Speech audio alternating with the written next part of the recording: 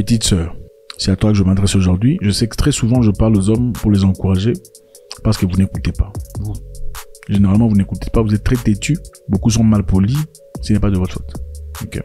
Je suis disponible pour tout le monde si vous voulez savoir. Si vous êtes l'une de ces femmes-là dont je parle, de nature africaine, féminine,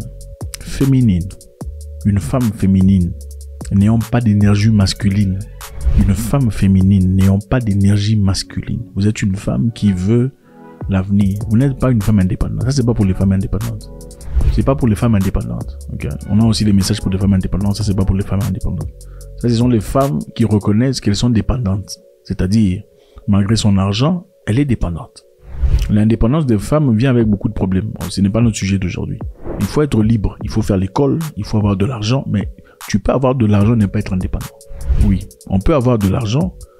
Moi, je connais une femme qui a 2 masters. Elle travaille sur son PhD. Elle dit, je ne suis pas indépendante. Moi, je suis la femme dont on prend soin. L'indépendance, là, ça n'a rien à voir avec vos histoires. Maman Naledi Pandor, une femme très forte, elle l'a dit ouvertement récemment, il y a 2 semaines, elle dit, je ne suis pas une femme indépendante. Pourtant, c'est une femme très forte. Elle se lève debout devant les hommes, debout devant Israël, debout devant les États-Unis, debout devant tout le monde. Elle n'est pas indépendante. C'est elle qui cuisine pour son mari. C'est une femme, c'est une professeure, mais elle cuisine pour son mari. Très puissante dans l'État.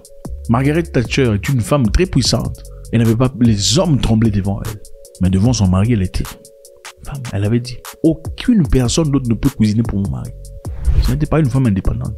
Ça, c'est pas pour les femmes indépendantes. Soyez libérés. Ayez vos degrees, ayez l'argent. Mais la femme indépendante, là, tout ça, ce n'est pas pour nous. On veut pas ça. C'est pas ici. Merci, on y va. Les 5 jamais d'un homme. Pour les jeunes dames et les femmes matures qui sont présentes, qui veulent apprendre et qui ont cette humilité d'esprit pour comprendre et apprendre. Ce qu'on vous raconte là, oh les hommes, tout ça, ça va vous perdre le temps dans la vie. Et croyez-moi, un moment va arriver, vous allez regretter votre temps. Si vous êtes encore jeune, vous voulez savoir, qu'est-ce qu'il faut faire pour garder un homme bien? Demandez à un homme qui connaît. Pour connaître comment le voleur vole, ok? Il faut aller demander à un voleur, pas à un prêtre, il ne sait pas. Les 5 jamais, je ferai très vite, d'un homme. Vous voulez garder un homme, c'est un homme bien, sympathique bien. Il y a des formules, c'est très simple. Don't test me. You don't impress me. So don't test me. Il ne faut jamais contredire son mari devant les gens.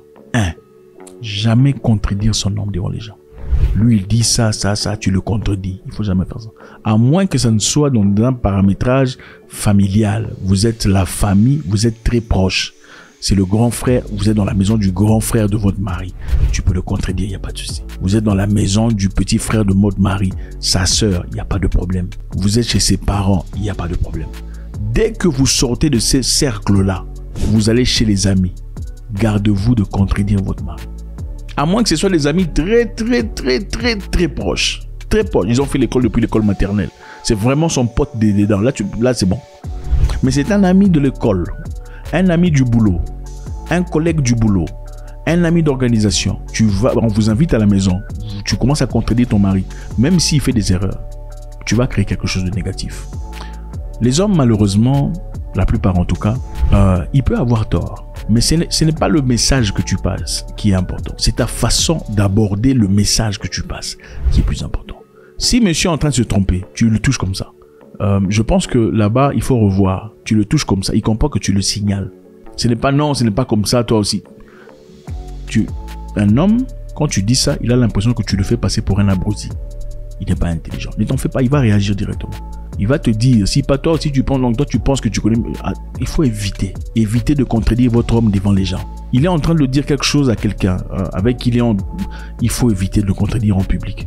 Attends le moment opportun quand il est calme. Ou tire-le de côté pour lui dire, écoute, tu sais, j'étais défendu dans cette histoire, mais tu as tort. Il faut arrêter ça. Il faut vraiment essayer de faire ça différemment. Ok, c'est ça la femme. Tu gardes l'honneur de ton homme. Ok, tu dis pas toi, non, ça ne se fait pas. Numéro 2, deuxième jamais, en effet.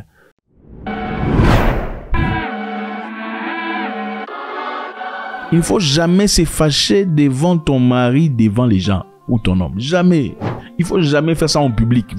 Même si vous avez des invités qui sont vos amis, il faut pas te fâcher. Même vos amis, il faut pas te fâcher devant tes amis Montrer que tu sais t'es fâché. Je sais qu'il y a beaucoup de femmes ici qui font ça pour montrer que bon, il est le mien, il m'appartient, je me fâche contre lui. Non. Vous allez peut-être rencontrer un Lucas, un Marlboro là, tout ça quelque part qui va tolérer ça. Si vous rencontrez un homme fort, les hommes que vous aimez là, ceux-là qui prennent charge des choses, ceux-là qui prennent le lead, la direction de l'avenir, de la famille, ces hommes décisifs, ils tolèrent mal que tu te fâches devant lui en public. Parce qu'en te fâchant devant lui en public, tu es en train de l'humilier. C'est comme s'il n'assume pas ses responsabilités correctement. Oh, je t'avais dit de revenir à cette heure, pourquoi tu es là? Pourquoi vous faites ça? Pourquoi vous faites ça? Pourquoi vous faites ça? Vous avez vu vos parents faire ça? Bon, à moins que vous ayez vu votre maman faire ça. Mais pour la plupart, je doute que vous ayez vu ces genres d'histoires. J'étais appelé au téléphone, tu réponds pas. Comment tu peux parler à ton mari comme ça? À ton homme? Ou même ton copain? Si je parle des hommes sérieux là, c'est ton fiancé. J'appelle au téléphone, c'est quoi? Vous êtes africain. Alors, ça ne se fait pas en Afrique. Allez faire ça en Scandinavie avec des blancs qui ont été prêtres dans le passé. Ils ont décidé de quitter l'évangile pour devenir des citoyens. Là, c'est bon. Pas avec un homme fort africain. Impossible, il ne va pas tolérer ça. Numéro 3.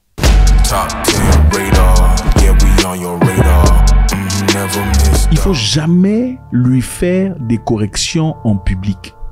Jamais faire des corrections en public. Oh, est-ce qu'on s'habille comme ça? Ce n'est pas comme ça qu'on fait. Comment tu peux mettre un pantalon vert, chemise orange? Tu ne peux pas dire ça en public. Tu l'appelles à côté de ma chérie. Tu n'es pas bien habillé. Viens un peu. Porte ça. Oh, pourquoi ta chemise est froissée comme ça? Toi, vraiment, non. La chemise est froissée parce que toi, tu n'as pas repassé ça. Si tu penses que ce n'est pas ton devoir de repasser, c'est bon. Reste tel que tu es. Courage dans la vie. Continue comme ça. Jeune homme, je vais m'adresser à vous.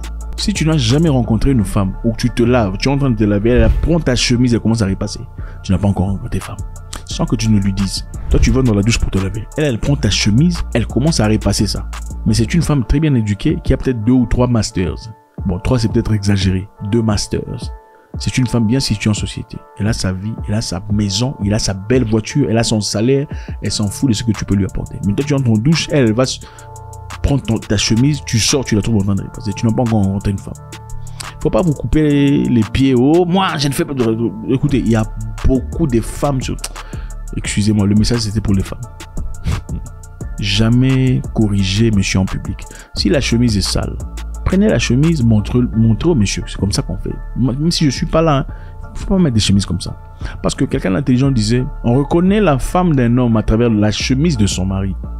C'est comme ça qu'on reconnaît la femme, l'homme. À travers la chemise de son mari. Quand la chemise n'est pas bien entretenue, on sait que la femme n'est pas... Elle est là, bon. Numéro 4.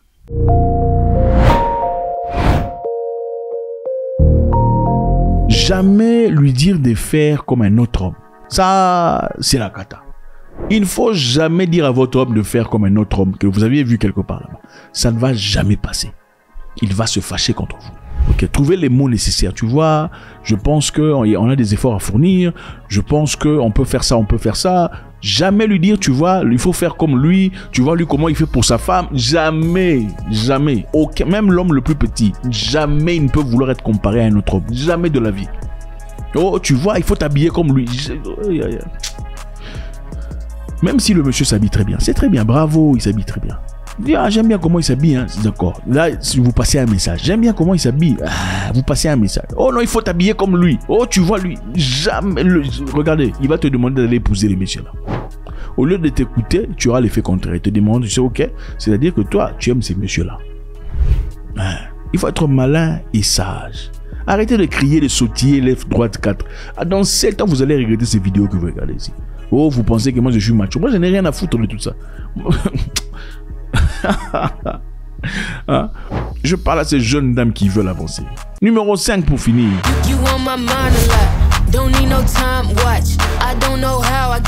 Si vous aimez ça, faites un commentaire. Faites ça, dites-moi que vous voulez que je continue, je vais continuer. Faites ça maintenant et dites-moi que vous voulez que je continue, je ferai une autre édition par rapport. Jamais lui dire qu'un autre homme a dit ABCD. Oh, tu sais, Zach Mwekassa a dit. Non, il faut éviter ça. Même ce que Zach Mwekassa a dit qu'un homme jamais, il va pas t'écouter. Il va enterrer ton histoire même avant. Zach Mwekassa, va chez Zach Mwekassa. C'est comme ça. Même si je dis la vérité, il faut chercher un moyen simple de passer votre message. Il faut jamais dire, oh, tu vois, Patrick a fait ça, Patrick a acheté une voiture, Patrick a acheté machin pour sa femme, ou Patrick donne $2000 à sa femme. Tu veux aussi un Patrick? Va demander à Patrick de te donner un de ses amis. Là où ils vont chercher l'argent dans les mines ou dans des histoires, machin histoire. Comme ça, on va te donner un mari à l'égal de Patrick. Comme ça, vous n'aurez plus de problème. Tu n'auras plus à t'inquiéter. Pourquoi tu me demandes de faire comme Patrick? Moi, je ne suis pas Patrick. Moi et Patrick, on n'est pas les mêmes. Mon parcours n'est pas celui de Patrick. Il ne faut jamais demander à un homme de faire ça. De faire comme un autre homme. Pour finir, protégez l'honneur de votre homme. Il ne faut jamais aller exposer votre homme. Oh, mon mari, tout ça, je l'ai vu, il est en train de me mentir, me tromper. Il ne faut jamais faire ça. Vous allez regretter ça plus tard. Faites ça quand vous êtes sûr que vous ne voulez plus de lui, vous voulez partir pour de bon. Et quand vous partez, assurez-vous que vous partez pour de bon. Je suis en train de partir pour de bon. Je ne changerai pas d'avis. Là, peut-être vous pouvez aller parler. Si vous êtes dans vos émotions, il ne faut pas faire ça. Parce que plus tard, ça sera la honte quand vous chercherez à arranger. Oh, il me trompe, même s'il te trompe. Il y a des gens à qui on parle de ces histoires. Et ce n'est pas ses petits frères, ses petites sœurs, ses sœurs. Non, généralement, ce n'est pas. Écoutez, vous allez demander dans beaucoup de couples ici ce qui se passe dedans. Les réalités que les gens tolèrent et vivent. Vous serez très surpris. Le mariage, ce n'est pas un sentiment. Oh, tout est parfait. C'est faux. Le mariage n'est pas un feeling. Le mariage est une décision que l'on prend. Je décide de t'épouser. Dans les bons et dans les... C'est pourquoi on vous fait faire des serments. Mais vous ne comprenez pas les serments là. Bon, la plupart des gens se préparent aux événements du mariage. On va s'habiller comment? Il y aura combien de gens? C'est tout. Vous ne comprenez pas. Le mariage n'est pas une... Ce n'est pas un sentiment. Oh, je l'aime moins maintenant. Non. Le mariage est une décision. Il faut arrêter de faire aux enfants des gens des divorces qu'ils ne veulent pas faire dans leur vie. Qu'ils n'avaient jamais voulu faire dans leur vie. Et les laisser avec des blessures. Le mariage n'est pas un sentiment. Beaucoup ici ne se marient pas pour le meilleur ou pour le pire. Ne se mettent pas ensemble Beaucoup se mettent ensemble jusqu'à ce qu'ils soient plus heureuses. Mais écoutez, il arrivera un moment où vous ne serez plus vous allez descendre. Si vous regardez dans les maisons des gens ici, on vous dit leur réalité, vous serez choqués. Hein? Quelqu'un d'intelligent disait, si chacun doit emmener son panier, dans son panier, il y met tous ses problèmes. Vous mettez ça dans un cercle. Chacun apporte son panier, on met les paniers de chacun devant. Et que tout le monde devrait regarder, voir les paniers des gens là-bas comme ça. Et on dit, choisissez un panier. Tout le monde choisirait son propre panier. God bless.